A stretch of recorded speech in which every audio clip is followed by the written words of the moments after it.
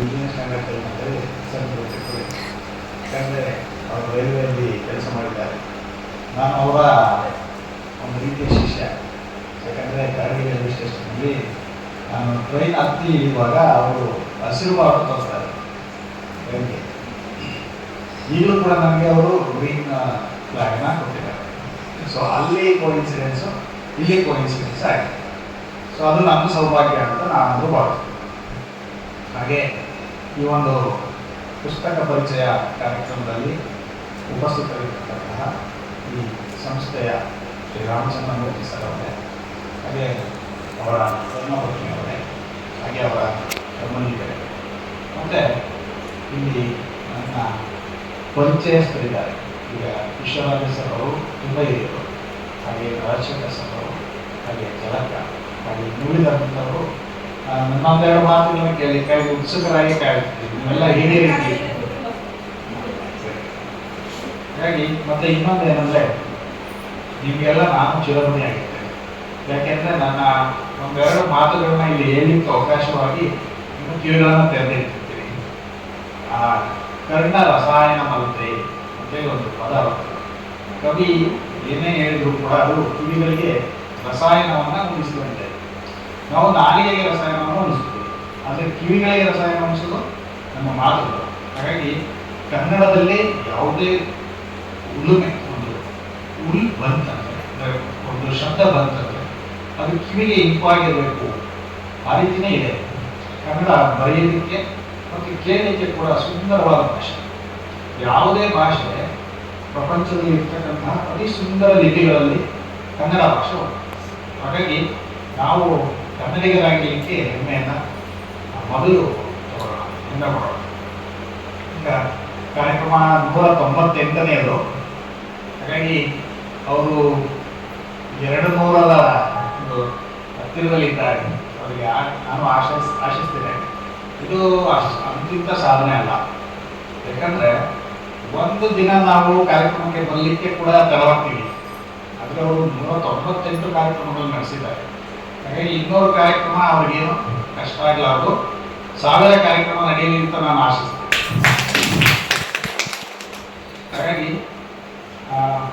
ಸಾಹಿತ್ಯ ಪರಂಪರೆಯಲ್ಲಿ ಜೈನ ಸಾಹಿತ್ಯಕ್ಕೆ ಮುಖ್ಯವಾಗಿ ಅತ್ತಿಮಬ್ಬೆ ಒಂದು ಹೆಸರಾಗಿದೆ.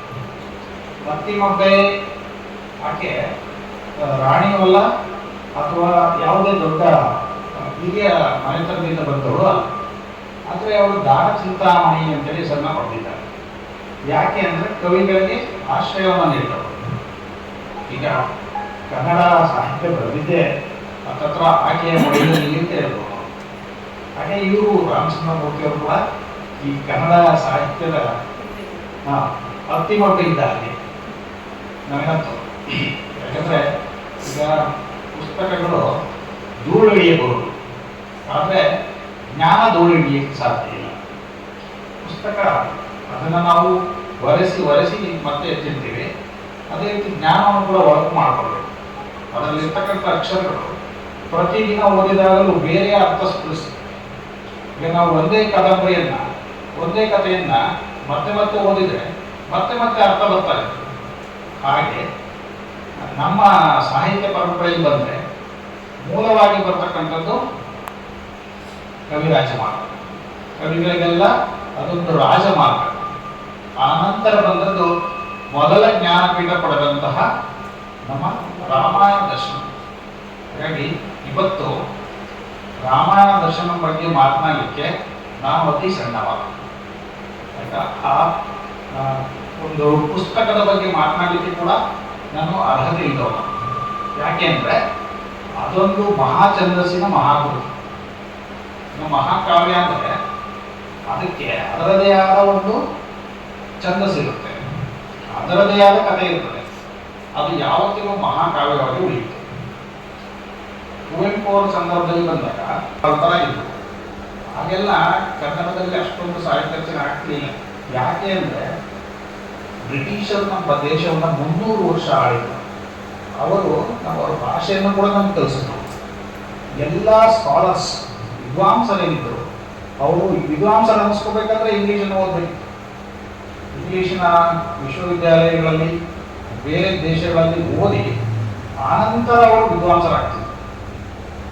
ಕುವೆಂಪು ಅವರು ಕೂಡ ಮೊಟ್ಟ ಮೊದಲು ಬರೆದದ್ದು ಇಂಗ್ಲಿಷ್ನಲ್ಲಿ, ಆದರೆ ಅವರಿಗೆ ಪ್ರೇರಣೆ ಸಿಕ್ಕದ್ದು ಬೇರೆ.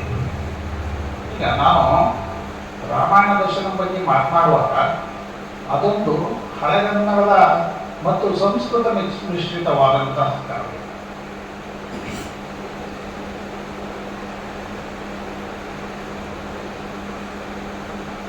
ನನ್ನ ಹತ್ತಿರ 2 ರಾಮಾಯಣ ದರ್ಶನ ಪುಸ್ತಕದ ಒಂದು ಪ್ರತಿ ಇದೆ. ಈ ಪುಸ್ತಕವನ್ನೇನಾದರೂ ನಾವು ತಕ್ಕಡಿಯಲ್ಲಿಟ್ಟು ಉಳಿದೆಲ್ಲ ಸಾಹಿತ್ಯದ ಪುಸ್ತಕಗಳನ್ನು ತಕ್ಕಡಿಯಲ್ಲಿಟ್ಟರೆ ಸಾಮಾನ್ಯವಾಗಿ ಇದೇ ಕೆಳಗೆ ಹೋಗ್ಬೋದೇನೋ ಅನಿಸುತ್ತೆ. 2 ಕಾರಣ ಇದೆ. ಪುಸ್ತಕ ದಪ್ಪಾಗಿದೆ ಅಂತ ಒಂದು, ಇಲ್ಲ ಅಂದ್ರೆ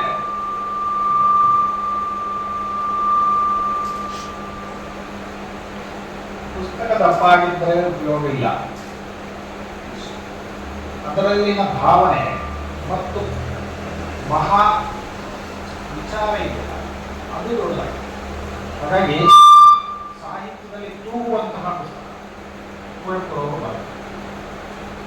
ಅದೇ ರೀತಿಯಲ್ಲಿ ಇವತ್ತು ಮುಖ್ಯವಾಗಿ ತಗೊಂಡಿರ್ತಕ್ಕಂಥದ್ದು ರಾಮಾಯಣ ದರ್ಶನ ವಚನ ಚಂದ್ರ. ಏನು ವ್ಯತ್ಯಾಸ? ಇದು ದೊಡ್ಡದಾಗಿದೆ, ಇದು ಸಣ್ಣದಾಗಿದೆ, ಅಷ್ಟೇ ವ್ಯತ್ಯಾಸ. ಇದು ಕಲರ್ ಬೇರೆ, ಮನಕಲಕುವ ಘಟನೆ. ಈ ರಾಮಾಯಣ ದರ್ಶನವನ್ನ ಕುವೆಂಪುರವರು ಬರೆದು ತಮ್ಮ ಗುರುವಾದ ಶ್ರೀ ವೆಂಕಣ್ಣಯ್ಯನವರಿಗೆ ಸಮರ್ಪಿಸಿದರು. ಅವರು ತಮ್ಮ ಗುರುಗಳಿಗೆ ಇದನ್ನು ಓದಿ ಹೇಳಬೇಕು ಅಂತೇಳಿ ಒಂದು ದಿನ ಕರೀತಾರೆ. ವೆಂಕಣ್ಣಯ್ಯನವರು ಕೂತು ಕೇಳ್ತಾ ಇದು ರಾಮಾಯಣ ಅಲ್ಲ, ಇದು ವಿರಾಮಾಯಣ, ವಿರಾಮವಾಗಿ ಕೇಳಬೇಕು, ಅಷ್ಟೊಂದಿದೆ, ಇದು ಕೇಳಲಿಕ್ಕೆ ಅಷ್ಟು ಆಗ್ತಾ ಇಲ್ಲ, ನಾನು ಮತ್ತೊಂದಿನ ಬರ್ತೀನಿ ಅಂತ ಹೇಳಿ ಅವರು ಮನೆಗೆ ಹೋಗ್ತಾರೆ. ಆದರೆ ಅವರು ಮತ್ತೆಂದೂ ಅದನ್ನು ಕೇಳಿಸ್ಕೊಳ್ಳಿ, ಅಷ್ಟಕ್ಕೆ ಅವರು ತೀರು. ಗುರುವಿಗೆ ಸಮರ್ಪಿಸಿದ ಕಾವ್ಯವನ್ನು ಗುರುವಿಗೆ ಹೇಳಲಿಕ್ಕೆ ಆಗಲಿಲ್ಲ. ನೆಕ್ಸ್ಟ್ ಅದೇ ನಮ್ಮ ವಚನ ಚಂದ್ರಿಕೆ ಇದೆಯಲ್ಲ, ಇದು ಒಬ್ಬ ಶಿಷ್ಯ ಕೇಳಿದಂಥದ್ದು, ಗುರು ಶಿಷ್ಯನಿಗೆ ಹೇಳಿದ್ದನ್ನ ಶಿಷ್ಯರು ಬರ್ತಾರೆ. ದೇ ಜವರೇಗೌಡರನ್ನ ಕುವೆಂಪುರವರ ಮಾನಸ ಪುತ್ರ ಅಂತ ಕರೀತಾರೆ. ಹಾಗಾಗಿ ಗುರುವಿನಿಂದ ಸಂಪೂರ್ಣವಾಗಿ ಕಲಿತರು. ಅವರಿಗೆ ಎಲ್ಲ ರಾಮಾಯಣ ದರ್ಶನದಲ್ಲಿ ಇದ್ದಂತಹ ಎಲ್ಲ ದರ್ಶನವನ್ನು ಮಾಡಿಸ್ತಾರೆ. ಅದನ್ನು ಇಟ್ಕೊಂಡು ನಮ್ಮದೇ ಮಾತುಗಳಲ್ಲಿ ಸರಳವಾದ ಗದ್ಯ ಅನುವಾದ, ಇದು ಸರಳ ಗದ್ಯ ಅನುವಾದ, ಇದು ಪದ್ಯ. ಹಾಗಾಗಿ ನೋಡಿ, ಯಾರು ಕೇಳಿಸ್ಕೋಬೇಕಾಗಿತ್ತೋ ಅವ್ರು ಕೇಳಿಸ್ಕೊಳ್ಳಿಲ್ಲ. ಆ ಸೌಭಾಗ್ಯ ಇನ್ನೊಬ್ಬರಿಗೆ ಸಿಕ್ತು, ಹೌದಲ್ಲ? ಅಂತಹ ಪುಸ್ತಕ ನಮ್ಮ ಮುಂದೆ ಇವತ್ತಿದೆ. ಈ ಪುಸ್ತಕಗಳ ಸ್ವಲ್ಪ ಆಳಕ್ಕೆ ಇಳಿದು ನೋಡೋಣ. ಈ ರಾಮಾಯಣ ಅನ್ನೋ ಕಥಾ ವಸ್ತು ಏನಿದೆಯಲ್ಲ, ಈ ಕಥಾ ವಸ್ತು ನಮ್ಗೆ ಯಾವುದೂ ಅಡೆಯಲ್ಲ. ನಮ್ಮ ಮನೆಯಲ್ಲಿ ದಿನ ರಾಮಾಯಣ ಬೇಕು, ಹೌದಲ್ಲ? ಎಲ್ಲ ರಾಮಾಯಣವೇ. ನಮಗೆ ಏನು ಇಷ್ಟೊಂದು ದೊಡ್ಡ ರಾಮಾಯಣ ಇದೆ ಅಂತ ಕಥೆ ದೊಡ್ಡದಾಗಿದೆ, ಪಾತ್ರಗಳು ಹೆಚ್ಚಾಗಿದೆ, ಅಲ್ಲಿ ಬರ್ತಕ್ಕಂಥ ಉಪಕಥೆಗಳು ಜಾಸ್ತಿ ಇದೆ. ಆದರೆ ಇದು ನಮ್ಮ ಜೀವನಕ್ಕೆ ಎಷ್ಟು ಹೊಂದುತ್ತೆ? ನಮ್ಮ ಜೀವನ ಬಿಟ್ಟು, ರಾಮಾಯಣ ಬಿಟ್ಟು ನಮ್ಮ ಬದುಕೇ ಇಲ್ಲ. ನಾವು ರಾಮನಂತೆ ಬದುಕ್ತೀವಿ, ಸೀತೆಯಂತೆ ಬದುಕ್ತೀವಿ. ಪಂಚಪತಿವ್ರತೆಯಲ್ಲಿ 4 ಜನ ಇದೇ ರಾಮಾಯಣದಲ್ಲಿ ಬರ್ತಾರೆ. 4 ಜನ ಯಾರು? ಅಹಲ್ಯ, ಸೀತಾ, ತಾರ, ಮಂಡೋದರಿ ಮತ್ತು ದ್ರೌಪದಿ. ಈ ಪಂಚಪತಿವ್ರತೆಯಲ್ಲಿ ದ್ರೌಪದಿ ಮಾತ್ರ ಮಹಾಭಾರತದಲ್ಲಿ ಸಿಗ್ತಾರೆ. ಪತಿವ್ರತೆ ಅಂದರೆ ನಿಮಗೆ ಈ ಹೆಸರುಗಳನ್ನ ಕೇಳಿಸ್ಕೊಳ್ಳಿಕ್ಕೆ ಸ್ವಲ್ಪ ಕಷ್ಟ ಆಗಿದೆ. ದ್ರೌಪದಿಯನ್ನ ಕೇಳಿಸ್ಕೊಂಡು ಪತಿವ್ರತೆ ಅಂತ ಅಂದರೆ 5 ಗಂಡಂದಿರನ್ನ ಮದುವೆ ಆಗುವುದು, ಹೇಗೆ ಪತಿವ್ರತೆ ಆಗಲಿ ಸಾಧ್ಯ ಅಂತ ಯೋಚನೆ ಬರುತ್ತದೆ. ಆಗ ನಾನು ಮೊದಲಿಗೆ ಈ ಪುಸ್ತಕದಲ್ಲಿ ಏನು ವ್ಯತ್ಯಾಸ?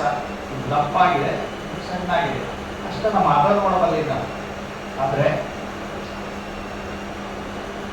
ಅಹಲ್ಯೆಯ ಬಗ್ಗೆ ಇರುವುದಾದರೆ, ಅಹಲ್ಯೆ ಗಂಡನಿಗೆ ಮೋಸ ಮಾಡಿ ಯಾವತ್ತೂ ಪರಪುರುಷನಲ್ಲಿ ಇರಲಿಲ್ಲ, ಹೌದಲ್ಲ? ಸೀತೆ ಪರಪುರುಷನ ಹಿಡಿತದಲ್ಲಿದ್ದರು, ಅಗ್ನಿ ಪರೀಕ್ಷೆಯನ್ನು ಎದುರಿಸಿದ್ರು. ಅದರಲ್ಲಿ ಅವಳ ಪಾವಿತ್ರ್ಯಕ್ಕೆ ಯಾವುದೇ ತೊಂದರೆ ಕಾಣಲಿಲ್ಲ. ತಾರ ಯಾರು?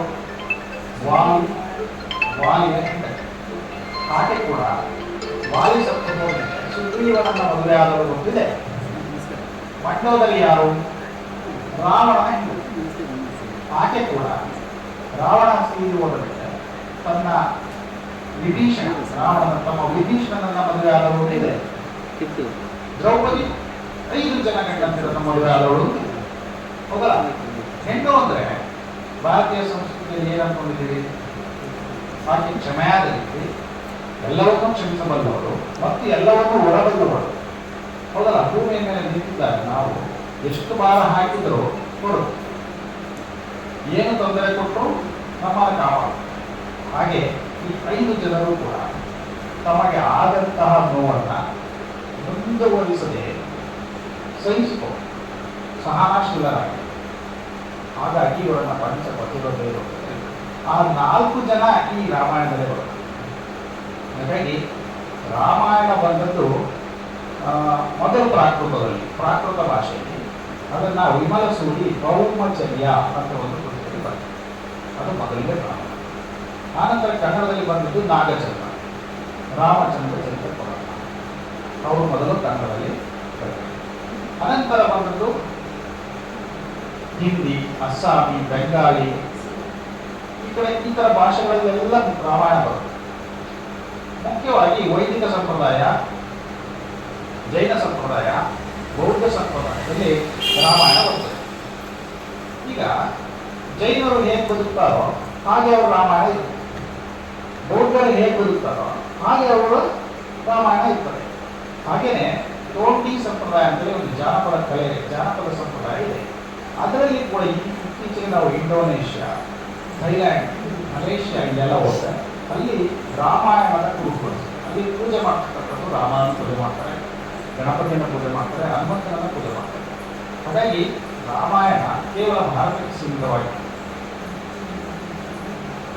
ಹೀಗೆ ಬೆಳೆದು ಬಂದು ಕನ್ನಡದಲ್ಲಿ ಬಂದ ಮೊದಲ ನಾಗಚಂದ್ರನ ರಾಮಚಂದ್ರ ಚರಿತ ಪುರಾಣ ಏನು ಬರುತ್ತೆ, ಆ ಎಲ್ಲವರನ್ನು ರಾಮಾಯಣ ದರ್ಶನದಲ್ಲಿ ಕುವೆಂಪು ಅವರು ನೆನಪಿಸ್ಕೊಳ್ತಾರೆ. ಕಾವ್ಯವನ್ನು ಬರೆಯುವುದು ಹೇಗೆ ಅಂದರೆ, ನೀವು ಒಂದು ಕವಿತೆಯನ್ನು ಯಾವತ್ತಾದ್ರೂ ಬರೆದಿದ್ದೀರಾ? ಯಾರಾದ್ರೂ ಕವಿತೆ ಬರೆದಿದ್ದೀರಾ? ಕಾವ್ಯ ಬರೆದಿದ್ದೀರಾ? ಒಂದು ಪದ್ಯ ಒಂದು ಕಾವ್ಯ ಬರೆದಿದ್ದೀರಾ? 2 ಇದ್ದಾರೆ. ಒಂದು ನಮಗೆ ಸಿಗ್ತಕ್ಕಂಥ ಪದಗಳನ್ನು ಜೋಡಿಸಿ ಕವಿತೆ ಮಾಡೋದು, ಇನ್ನೊಂದು ನಮ್ಮ ಭಾವನೆಗಳನ್ನು ಜೋಡಿಸಿ ಕವಿತೆ ಮಾಡೋದು. ಏನು ವ್ಯತ್ಯಾಸ? ಈಗ 4 ಪದ ಸಿಗ್ತದೆ, ಜೋಡಿಸಿ ಅದಕ್ಕೆ ಆಕಾರ ಕೊಟ್ಟು ಪದ್ಯದ ರೂಪದಲ್ಲಿ ಮಾಡಿರ್ತೀವಿ ನಾವು. ಆಗ ಸಾಹಿತ್ಯ ಭಾವನೆಗಳನ್ನು ಬರೆದಾಗ ಕವಿ ಆಗ್ತದೆ. ಅಲ್ಲೊಂದು ಇಲ್ಲೊಂದು ಸಿಕ್ಕಿದ ಪದಗಳನ್ನು ತೆಗೆದು ಜೋಡಿಸೋದ್ರಿಂದ ಅಲ್ಲಿ ಜೋಡಕರಾಗ್ತೀವಿ ಹೊರತು ಅಲ್ಲಿ ಸೃಜಕರಾಗೋದಿಲ್ಲ, ಸೃಜನಶೀಲತೆ ಬರೋದಿಲ್ಲ. ಕವಿಗಳಿಗೆ ಇರೋ ಕಷ್ಟ ಒಂದೇ, ಅವರಿಗೆ ಕವಿಗೆ ಕಾರಣದ್ದು ಕೂಡ ಕಾಣಿಸುತ್ತೆ. ಏನ್ ಕಾಣಿಸುತ್ತೆ? ಹಾಗಾಗಿ ಕವಿ ಆದಾಗ ಗೊತ್ತಾಗ್ತದೆ. ಕವಿ ಸಮಯ ಅಂತ ಬರ್ತದೆ. ಕವಿ ಸಮಯದಲ್ಲಿ ಕವಿಗೆ ಯಾವ ಸಂದರ್ಭದಲ್ಲಿ ಪ್ರೇರಣೆ ಆಗ್ತದೆ ಅಂತ ಹೇಳಕ್ಕಾಗಲ್ಲ. ವಾಲ್ಮೀಕಿ ಬೆಳಗ್ಗೆ ಎದ್ಬಿಟ್ಟು ತಮಸಾ ನದಿಗೆ ಹೋಗ್ತಾ ಇದ್ದಾಗ ಅಲ್ಲಿ 2 ಕ್ರೌಂಚ ಪಕ್ಷಿಗಳು ಮಿಲನದ ಸುಖದಲ್ಲಿ ಅವರು ಅದನ್ನು ನೋಡಿ ಮನಸ್ಸಿಗೆ ತುಂಬಾ ಸಂತೋಷ. ಅದನ್ನು ನೋಡ್ತಾ ನಿಂತಿದ್ದಾರೆ. ತಕ್ಷಣ ಎಲ್ಲಿಂದಲೋ ಒಂದು ಬಂದ ಬಾಣ ಗಂಡು ಕ್ರೌಂಚ ಪಕ್ಷಿಗೆ ಬಂತು. ಆ ಪಕ್ಷಿ ರಕ್ತ ಸುರಿಸಿ ಅಲ್ಲೇ ಬಿದ್ದು ಒರಳಾಗಿ ಸತ್ತು. ಇದನ್ನ ಹೆಣ್ಣು ಪಕ್ಷಿ ಎಷ್ಟು ಸಂಕಟ ಪಡುತ್ತೆ ಅನ್ನೋದನ್ನ ಅವರ ಮಾತಿನಲ್ಲಿ ಕಾಣಬಹುದು. ಅವ್ರು ಏನ್ ಮಾಡ್ತಾರೆ ಅಂದ್ರೆ, ಅಲ್ಲಿ ಆ ಬಿದ್ದಿದ್ದ ಗಂಡು ಪಕ್ಷಿಯನ್ನು ಎತ್ತಿಕೊಳ್ತಾರೆ. ಅಷ್ಟೊತ್ತಿಗೆ ಬೇಡ ಬರ್ತಾರೆ. ಅವರ ಬಾಯಿಯಿಂದ ಒಂದು ಪದ ಬರ್ತದೆ, ಮಾ ನಿಷಾದ. ನಿಷಾದ ಅಂದ್ರೆ ಬೇಡ. 2 ಅರ್ಥ ತಗೋಬಹುದು. ಒಂದು ಬೇಡ ಅಂದ್ರೆ ಬೇಟೆ ಆಡುವವನು, ಇನ್ನೊಂದು ಬೇಡ ಮಾಡಬೇಕು. 2 ಅರ್ಥ ಬರ್ತದೆ. ಮಾ ನಿಷಾದ. ಈ ಒಂದು ಶ್ಲೋಕ ಅವರ ಬಾಯಿಂದ ಆ ಶ್ಲೋಕದಲ್ಲಿ ನಾವು ಎಲ್ಲರೂ ಕನ್ನಡ ಓದಿದ್ದೀವಿ. ಪ್ರಸ್ತಾರ ಹಾಕೋದು, ಗುರು ಲಘು ಹಾಕೋದು, ಛಂದಸ್ಸಲ್ಲಿ ಒಂದು ಮಾತ್ರಾಗಣ, ಅದು ಇದು ವ್ಯಾಕರಣ ಅಂತ ಎಲ್ಲ ಓದಿದ್ದೇವೆ. ಕೇಶರಾಜನ ಶತಕವನ್ನು ಕರ್ಕೊಂಡು ಹೋಗಿದ್ದೇವೆ. ಇಲ್ಲಿ ಅವರ ಬಾಯಿಂದ ಬಂದ ಮೊದಲನೇ ಸಾಲಿನಲ್ಲಿ ಒಂದು ಛಂದಸ್ಸು. ಅವರು ಇಡೀ ರಾಮಾಯಣವನ್ನ ಅದೇ ಛಂದಸ್ಸಿನಲ್ಲಿ ಬರೋದು ಮೊದಲ. ಈಗ ಕುವೆಂಪುರವರಿಗೆ ಬರೋಣ. ಕುವೆಂಪುರವರಿಗೆ ಪ್ರೇರಣೆ ಇವರು ಯಾರೂ ಬರೆಯದಂತಹ ಮಹಾಛಂದಸ್ಸನ್ನ ಸೃಷ್ಟಿ ಮಾಡಿ ಇದುವರೆಗೆ ಕೂಡ ಯಾರು ಪ್ರಯೋಗ ಮಾಡೋಕ್ಕಾಗ್ತಿಲ್ಲ. ಮಹಾಛಂದಸ್ಸಿನಲ್ಲಿ ನಾವು ಯಾರು ಬರೀಲಿಕ್ಕಾಗ್ತಾ ಇಲ್ಲ. ಯಾಕಂದ್ರೆ ಅದು ತುಂಬಾ ಸಂಕೀರ್ಣವಾದಂತಹ ವಿಚಾರ. ಈಗ ಅಲ್ಲಿ ಶಬ್ದಗಳನ್ನ ಹೊಂದಿಸಬೇಕು, ಮಾತ್ರ ಗಣಗಳನ್ನ ಹೊಂದಿಸಬೇಕು, ಕಥೆಯಲ್ಲಿ ಓಡಬೇಕು, ಇದೆಲ್ಲ ತುಂಬಾ ಕಷ್ಟ. ಆದರೂ ಅದನ್ನು ಅವರು ಸೃಷ್ಟಿ ಮಾಡಿದ್ರು. ವಾಲ್ಮೀಕಿ ಹೇಗೆ ಒಂದು ಹೊಸ ಛಂದಸ್ಸನ್ನು ಸೃಷ್ಟಿ ಮಾಡಿದ್ರು, ಅದೇ ರೀತಿ ಕುವೆಂಪು ಅವರು ಕೂಡ ಒಂದು ಮಹಾಛಂದಸ್ಸನ್ನು ಸೃಷ್ಟಿ ಮಾಡಿದ್ರು. ಇದರಲ್ಲಿ ವಾಲ್ಮೀಕಿಯವರ ಛಂದಸ್ಸಿನಲ್ಲಿ 2 ಮತ್ತು 4ನೇ ಪಾದದಲ್ಲಿ ಅಂತ್ಯಪ್ರಾಸ ಸಿಗ್ತದೆ. ಹಾಗಾಗಿ ಅದು ಅದೇ ರೀತಿಯಲ್ಲಿ ಮುಂದುವರಿತಾ ಹೋಗುತ್ತೆ. ರಾಮಾಯಣವನ್ನು ನಾವು ಏನಂತ ಕರಿತೀವಿ ಕೆಲವು ಸಲ ಅಂದರೆ ವಾಲ್ಮೀಕಿಯವರ ಆತ್ಮಚರಿತ್ರೆ ಅಂತ ಕರಿತೀವಿ. ಯಾಕೆ ಅಂದರೆ ರಾಮಾಯಣ ನಡೆದಿರೋದು ಅಷ್ಟೊಂದು ನೋಡಿದ್ದಾರೆ. ಲವಕುಶ ಬೆಳೆದಿದ್ದಲ್ಲಿ ವಾಲ್ಮೀಕಿ ಆಶ್ರಮದಲ್ಲಿ ಅಲ್ಲ, ಅವರನ್ನು ಸಾಕಿರಿಸಿದ್ರು. ಅವರಿಗಿಂತ ಮುಂಚೆನೇ ರಾಮನ ಸಂಪೂರ್ಣ ವೃತ್ತಾಂತ ಗೊತ್ತಿತ್ತು. ಅದರೊಳಗೆ ವಾಲ್ಮೀಕಿಯವರು ತಮ್ಮನ್ನೇ ನೋಡ್ಕೊಂಡು ಬಂದಿದ್ದಾರೆ. ಹಾಗಾಗಿ ಕೆಲವರ ಅಭಿಪ್ರಾಯದಲ್ಲಿ ರಾಮಾಯಣ ವಾಲ್ಮೀಕಿಯವರ ಜೀವನ ಚರಿತ್ರೆ, ಆತ್ಮಚರಿತ್ರೆ ಅಂತಲೇ ಹೇಳ್ಕೊಳ್ಬೋದು. ಆ ರೀತಿ ಕೂಡ ಕೆಲವರ ಅಭಿಪ್ರಾಯ ಇದೆ. ಏನೇ ಆಗಲಿ, ನಮ್ಮ ಮುಂದೆ ಇರತಕ್ಕಂಥದ್ದು 2 ಪಾತ್ರಗಳು. ಒಂದು ಶ್ರೀರಾಮ, ಮತ್ತೊಂದು ಸೀತಾಮ. ಶ್ರೀರಾಮ ಯಾವ ಪುರುಷೋತ್ತಮ, ಪುರುಷರಲ್ಲಿ ಉತ್ತಮ. ಎಷ್ಟು ಉತ್ತಮ? ಎಲ್ಲಿ ಅವನ ಉತ್ತಮ ಗುಣಗಳನ್ನು ಎಲ್ಲಿ ನೋಡಿದ್ದೀರಿ? ರಾಮಾಯಣದುದ್ದಕ್ಕೂ ಎಲ್ಲೂ ಅವನು ಮಾತಾಡಲ್ಲ. ಸೀತೆಯನ್ನ ಅಗ್ನಿ ಪರೀಕ್ಷೆಗೆ ದೂಡ್ತಾನೆ, ರಾವಣನನ್ನು ಕೊಲೆ ಮಾಡ್ತಾನೆ, ಹೌದಲ್ಲ? ಮರೆಯಿಂದ ನಿಂತು ವಾಲಿಯನ್ನು ಕೊಲ್ತಾನೆ. ಹಾಗಾದ್ರೆ ಪುರುಷರಲ್ಲಿ ಉತ್ತಮವಾದ ಗುಣಗಳು ಎಲ್ಲಿವೆ? ಏನು ಹಾಗಾದ್ರೆ ರಾಮನನ್ನು ನಾವು ಒಪ್ಪಿಕೊಳ್ಳೋದು ಹೇಗೆ? ಪುರುಷೋತ್ತಮ ಅಂತ ಹೇಗೆ ಒಪ್ಪಿಕೊಳ್ಳೋದು? ತೂಕಕ್ಕೆ ಹಾಕಿದರೆ ಕಕ್ಕಡೆಯಲ್ಲಿ ಹೆಚ್ಚು ಬರುವುದನ್ನು ನಾವು ಒಪ್ಪಿಕೊಳ್ತೇವೆ, ಹೌದಲ್ಲ? ಹಾಗಲ್ಲ. ಇಲ್ಲಿ ವಿಷ್ಣುವಿನ ಅವತಾರ ಅಂತ ಹೇಳ್ಬಿಟ್ಟು ಶ್ರೀರಾಮನ ಕರೀತಾರೆ ಕೆಲವು ರಾಮಾಯಣ. ಆದರೆ ಕುವೆಂಪುರವರು ಅದನ್ನು ಒಪ್ಪಿಕೊಂಡಿಲ್ಲ. ವಿಷ್ಣುವಿನ ಅವತಾರ ಅಂತ ಅದನ್ನು ಒಪ್ಪಿಕೊಂಡಿಲ್ಲ. 20ನೇ ಶತಮಾನದಲ್ಲಿ ಮನುಷ್ಯ ಹೇಗೆ ಬದುಕ್ತಾರೆ ಅದಕ್ಕೆ ಒಂದು ಉದಾಹರಣೆ ಆಗಿರಬೇಕು ಶ್ರೀರಾಮ. ಈಗ ಇವತ್ತು ರಾಮಾಯಣ ಬರೆದ್ರೆ ನಾವು ಮೊಬೈಲ್ ಸೇರಿಸಬೇಕಾಗುತ್ತೆ, ಅದರಲ್ಲಿ ಸಮಯಕ್ಕೆ ರೀಲ್ಸು ಸೇರಿಸಬೇಕಾಗುತ್ತೆ. ಈ 20ನೇ ಶತಮಾನದಲ್ಲಿ ನಡೆದಿರ್ತಕ್ಕಂಥ ರಾಮಾಯಣದ ಕಥೆಯಲ್ಲಿ ಬಾಂಬುಗಳಿದೆ, ರಾಕೆಟ್ಗಳಿದೆ, ಏರೋಪ್ಲೇನ್ಗಳಿದೆ. ಕೋಟಿ ಪುಸ್ತಕ ಓದಿದ್ರೆ ಅರ್ಥ ಆಗ್ತದೆ. ಅಂದರೆ ಆಧುನಿಕ ಜೀವನ ಶೈಲಿ ಹೇಗಿರ್ತದೋ ಆವತ್ತಿನ ಕಾವ್ಯ ಅದನ್ನು ಬಿಂಬಿಸ್ತದೆ. ನಾವು ಇವತ್ತೇನು ನಡೆದಂತೀವೋ ಅದು ಆ ಕಾವ್ಯಗಳಲ್ಲಿ ಇರ್ತದೆ, ಕವಿತೆಗಳಲ್ಲಿ ಇರ್ತದೆ. ಅದೇ ರೀತಿಯಲ್ಲಿ ಕುವೆಂಪುರವರು ಹಳೆಯ ಕಥೆಗೆ ಹೊಸ ಬೆಳಗನ್ನು ಕೊಡ್ತಾರೆ. ಶರೀರ ಅದೇ, ಆದರೆ ಪ್ರಾಣ ಆತ್ಮ ಇದೆಯಲ್ಲ, ಶರೀರಕ್ಕೆ ಅಲಂಕಾರಗಳನ್ನು ಮಾಡ್ಕೊಳ್ತೀವಿ, ಆತ್ಮಕ್ಕೆ ಅಲಂಕಾರ ಮಾಡೋದು. ಆತ್ಮ ಯಾವತ್ತೂ ಅಲಂಕಾರ ಮಾಡಬಾರ್ದು, ಅಲ್ಲಿದ್ದ ಹಾಗೆ ಮನುಷ್ಯನ ಅವನಿಗೆ ಕೆಲವನ್ನು ನೋಡಿದಾಗ ಮನುಷ್ಯ ತರ ಜಾಗೃತ ಆಗ್ತದೆ, ಅಯ್ಯೋ ಅನಿಸ್ತದೆ, ಕರುಣೆ ಬರ್ತದೆ. ಆದರೆ ಬೇರೆಗಡೆ ಹಾಕೊಂಡಿರ್ತಕ್ಕಂಥ ಡ್ರೆಸ್ಸಲ್ಲಿ ಅದನ್ನು ತೋರ್ಸಕ್ಕಾಗಲ್ಲ. ಭಿಕ್ಷುಕನಲ್ಲಿ ಒಳ್ಳೆ ಮನಸ್ಸಿರಲ್ಲ ಇರುತ್ತೆ, ಹಾಗಂತ ಶ್ರೀಮಂತರಲ್ಲಿ ಒಳ್ಳೆ ಮನಸ್ಸಿರಲ್ವಾ? ಹಾಗಾಗಿ ಶರೀರ ಮುಂಚೆಯಿಂದ ಬಂದ ಹಾಗೆ ಬದಲಾಯಿಸಿಕೊಂಡಿದ್ದರೆ ಆತ್ಮವನ್ನು ಬದಲಾಯಿಸಿಲ್ಲ. ಕತೆ ಅದೇ ಇದೆ, ಆದರೆ ಬರೆದ ಸ್ಟೈಲು, ಶೈಲಿ ಮತ್ತು ತೋರಿಸಿದ ಭಾವನೆಗಳು ಹೊಸದು. ಹಾಗಾಗಿ ವಚನ ಚಂದ್ರಿಕೆಗೆ ಬರೋಣ. ರಾಮಾಯಣ ದರ್ಶನವನ್ನ ಕೆಲವು ಸಾಲುಗಳನ್ನ ಸುಮ್ಮನೆ ಹಾಗೆ ಓದಿದ್ರೆ ಮುಂದೆ ಓದಿ ಕೊಡಲ್ಲ. ಯಾಕಂದರೆ ಮೊದಲೆಲ್ಲ ಅದನ್ನೆಲ್ಲ ರೆಡಿ ಮಾಡಿ ನಿಮಗೆಲ್ಲ ಓದಿ ಅದೇನೋ ಅರ್ಥ ಆಗ್ತಿಲ್ಲ ಅಂತ ಅನಿಸಿ ಅದಾದ್ಮೇಲೆ ಅದು ಬೇಡಪ್ಪ ನಮಗೆ ಗದ್ಯ ಪಾಠ ಬೇಕಾಗಿತ್ತು ಅಂತ ಅನಿಸ್ಬೇಕು. ಇದರಲ್ಲಿ ರಾಮಾಯಣ ದರ್ಶನದಲ್ಲಿ ವಾಕ್ಯ ರೂಪದ ಪದ್ಯಗಳಿದೆ. ವಾಕ್ಯ ರೂಪದ ಪದ್ಯಗಳಂದರೆ ಸರಳ ರಗಳೆ ಇದೆ. ರಗಳೆ ಅಂತ ಓದ್ತಿದ್ದೆ, ಮನೆ ಮಕ್ಕಳೆಲ್ಲ ರಗಳೆ ಮಾಡ್ತಾರೆ. ರಗಳೆ ಮಾಡಿದಾಗ ನಮ್ಗೆ ಸೇರಿ ಆಗಲ್ಲ, ಸೇಮ್ ಇದೆ. ಅದೇ ಥರ ಕಾವ್ಯದಲ್ಲೂ ಕೂಡ ರಗಳೆ, ಮನೆ ಹಣ್ಣ ರಗಳೆ. ಈ ರಗಳೆ ಅನ್ನೋದಕ್ಕೆ ನೋಡಿ ಆ ಅರ್ಥಕ್ಕೂ ಈ ಅರ್ಥಕ್ಕೂ ಸೇಮ್ ಅದೇ ರೀತಿಯಲ್ಲಿ ನಮಗೆ ತೊಂದರೆ ಕೊಡ್ತದೆ. ರಗಳೆ ಬೇಗ ಅರ್ಥ ಆಗಲ್ಲ. ಯಾಕೆ ಅರ್ಥ ಆಗಲ್ಲ ಅಂದರೆ ಪದಗಳನ್ನು ಕೂಡಿಸುವಾಗ ನಾವು ಸಂಧಿ ಸಮಾಸಗಳನ್ನು ಹೇಗೆ ಮಾಡ್ತೀವೋ ಆ ರೀತಿಯಲ್ಲಿ ಭಾವನೆಗಳನ್ನೇ ಪದಗಳನ್ನಾಗಿ ಮಾಡಿಬಿಡ್ತಾರೆ. ಹೊಸ ಹೊಸ ಪದಗಳೆಲ್ಲ ಬಂದಿರುತ್ತೆ. ಹಾಗಾಗಿ ಅರ್ಥ ಅದರೊಳಗೆ ಓಡ್ತಾ ಇರುತ್ತೆ. ನಾವು ಒಂದು ಕ್ಷಣ ಕೂಡ ಬೇರೆ ಕಡೆ ಗಮನ ಕೊಟ್ಟರೆ ನಾವು ಓದ್ತಿರೋದೇ ನಮಗೆ ಏನು ಓದ್ತಿದ್ದೀವಿ ಅನ್ನೋದು ಅರ್ಥ. ಹಾಗಾಗಿ ವಚನ ಚಂದ್ರಿಕೆಯಲ್ಲಿ ಜವರೇಗೌಡರು ನಮಗೆ ಏನಿದೆ ರಾಮಾಯಣ ದರ್ಶನ ಅನ್ನೋದನ್ನ ಸುಲಭವಾಗಿ ಓದೋದಕ್ಕೆ ಮಾಡ್ತಾರೆ ಗದ್ಯ. ಹಾಗಾಗಿ ರಾಮಾಯಣ ದರ್ಶನ ಬಗ್ಗೆ ನಾವು ಸ್ವಲ್ಪ ವಿಚಾರವನ್ನು ನಿಮಗೆ ಕೊಟ್ಟಿದ್ದೇನೆ. ಒಂದು ನಿಮಿಷ ಇರ್ಬೋದು. ಕನ್ಫ್ಯೂಸ್ ಮಾಡೋದಾದ್ರೆ ಜವರೇಗೌಡರ ಬಗ್ಗೆ ಮಾತನಾಡ್ತಾರೆ. ಅವರು ರಾಮನಗರ ಜಿಲ್ಲೆಯಲ್ಲಿ ಜನಿಸ್ತಾರೆ. ಅವರು ಸೋವಿಯತ್ ಲ್ಯಾಂಡ್ ನೆಹರು ಪ್ರಶಸ್ತಿಯನ್ನು ಕೊಡ್ತಾರೆ. ಹಾಗೆ ಅವರು ಮೈಸೂರಿನ ಕುವೆಂಪು ಅಧ್ಯಯನ ಸಂಸ್ಥೆ ಕನ್ನಡ ಅಧ್ಯಯನ ಸಂಸ್ಥೆಯಲ್ಲಿ ಕೆಲಸ ಮಾಡ್ತಾರೆ. ಹಾಗಾಗಿ ಅವರು ಬರೆದಿರ್ತಕ್ಕಂಥ ಸುಮಾರು 400 ಪುಸ್ತಕಗಳು.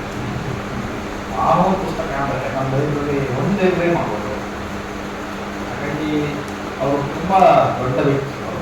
ಅವರಿಗೆ ಬರೆಯೋದಕ್ಕೆ ಅಷ್ಟೊಂದು ಇತ್ತು ಸಾಕು. ನಮ್ಮ ಹತ್ರ ಬರೆಯೋದಕ್ಕೆ ಸಾಕಿಲ್ಲ. ಯಾಕೆ ಅಂದರೆ ನಾವು ನಮ್ಮ ಕಣ್ಣುಗಳಿದಾವ, ಕಣ್ಣುಗಳನ್ನು ದೇವರು ಏನಕ್ಕೆ ಮಾಡಿದ್ದಾನೆ ಅಂದರೆ ದೂರದಲ್ಲಿ ಇರೋದನ್ನು ನೋಡೋದಕ್ಕೆ ಮಾಡಿದ್ದಾರೆ.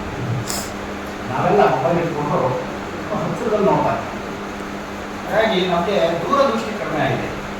ದೂರದ್ದನ್ನು ನೋಡಬೇಕು. ನಾವು ಕಣ್ಣು ಇರೋದೇ ದೂರದ್ದನ್ನು ನೋಡಬೇಕು. ಬೆಟ್ಟ ನೋಡಬೇಕು, ಕಾಡು ನೋಡಬೇಕು. ನಮ್ಗೆ ಏನು ಸಿಗ್ತದೆ? ದೂರದಲ್ಲಿ ಯಾರು ಬರ್ತಾರೆ ಅವರು ನೋಡಬೇಕು. ನಾವು ದೂರದವ್ರನ್ನ ನೋಡ್ತಾ ಇಲ್ಲ, ಹತ್ತಿರದವ್ರನ್ನ ಮಾತ್ರ ನೋಡ್ತಾ ಇದ್ದೀವಿ. ನಮ್ಮ ಮನೆಯಲ್ಲಿ ಇದ್ದವ್ರನ್ನ ಮಾತ್ರ ನೋಡ್ತೀವಿ. ಸಂಬಂಧಿಕರು ದೂರದ ಸಂಬಂಧಿಕರು ಅಂತ ಹೇಳ್ತೀವಿ. ಸಾಧ್ಯನಾ? ಇಲ್ಲ. ಸಂಬಂಧಿಕರೆಲ್ಲ ಸಂಬಂಧಿಕರೇ ಅಲ್ಲ, ಇತ್ತೀಚೆಗೆ ಅದು ದೂರದ ಸಂಬಂಧಿಕರಾಗಿದ್ದಾರೆ. ನಮಗೆ ನಾವು ನೋಡಬೇಕಾಗಿರೋದೇ ದೂರ. ಅದನ್ನು ಬಿಟ್ಟು ಮೊಬೈಲಲ್ಲಿ ಹತ್ತಿರಕ್ಕೆ ಬಂದಿರೋದ್ರಿಂದ ಜೀವನನ ಬದಲಾಯಿಸ್ಕೊಳ್ಳೋಣ. ಈ ಥರ ರಾಮಚಂದ್ರಮೂರ್ತಿ ಸರ್ ಅವರು ಮಾಡಿರ್ತಕ್ಕಂಥ ಗ್ರಂಥಾಲಯವನ್ನು ನಾವು ಚಿದಂಬರೇಶ್ವರ ತುಂಬ ಚೆನ್ನಾಗಿದೆ. ನಾನು ಚಿದಂಬರಕ್ಕೆ ಹೋಗಿದ್ದೀನಿ. ನಮ್ಮ ಮನೆಯವರು ನಾವು ಎಲ್ಲ ಚಿದಂಬರಂ ಹೋಗಿದ್ದೀವಿ. ಚಿದಂಬರಂ ಅನ್ನೋದು ಒಂದು ರಹಸ್ಯ ಸ್ಥಳ. ಪೂರ್ಣಚಂದ್ರ ತೇಜಸ್ವಿಯವರು ಚಿದಂಬರ ಏನಿದೆ ಅದರಲ್ಲಿ ಅಂದರೆ ಚಿದಂಬರದ ದೇವಸ್ಥಾನ ಇಲ್ಲ, ತಮಿಳುನಾಡಿನ ಚಿದಂಬರಂ. ಅದು ಮನುಷ್ಯನ ದೇಹ ಹೇಗಿದೆ, ತಲೆಭಾಗ ಹೇಗಿದೆ, ಎದೆ ಹೇಗಿದೆ, ನಾಭಿ ಹೇಗಿದೆ ಮತ್ತು ನಮ್ಮ ಲಿಂಗ ಹೇಗಿದೆ ಮತ್ತು ಪಾದಗಳು ಹೇಗಿದೆ, ಸೇಮ್ ಅದೇ ರೀತಿಯಲ್ಲಿ ದೇವಸ್ಥಾನ ನಮ್ಮ ಮೈಯಲ್ಲಿ ಸುಮಾರು 72,000 ನಾಡಿಗಳಿವೆ. ಆ 72,000 ಚಿನ್ನದ ಇಟ್ಟಿಗೆಗಳನ್ನು ಮೊಳೆ ಹೊಡೆದು ಗರ್ಭಗೃಹದ ಮೇಲೆ ತೋರಿಸ್ತಾರೆ. 9 ಬಾಗಿಲುಗಳಿದೆ ಅದಕ್ಕೆ, ನವ ರಂಧ್ರಗಳು. ತುಂಬ ಎತ್ತರವಾದ ಗರುಡಗಂಬ ಇದೆ. ಪಾದದ ರೀತಿಯಲ್ಲಿ ರಾಜಗೋಪುರಗಳಿದೆ. ದೇವಸ್ಥಾನ ತುಂಬ ವಿಶೇಷವಾಗಿದೆ. ಭೂಮಿಯಲ್ಲಿ ಜಿಯೋಸೆಂಟ್ರಿಕ್ ಅಂತ ಒಂದು ಏನೋ ಪ್ಲೇಸ್ ಇದೆ, ಅದು ಚಿದಂಬರಂನಲ್ಲಿ ಇದೆ. ಹಾಗೆ ನಾವು ಅಲ್ಲಿ ಭೇಟಿ ಕೊಡ್ತೀವಿ, ನೋಡಲೇಬೇಕು ಅಂತ.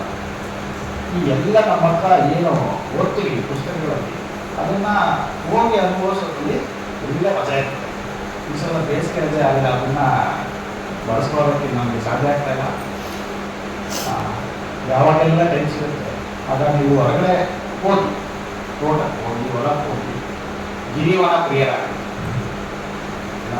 ಹಾಗೆ ಬೆಳೀತಾ ಹೋಗೋಣ ಸರ್.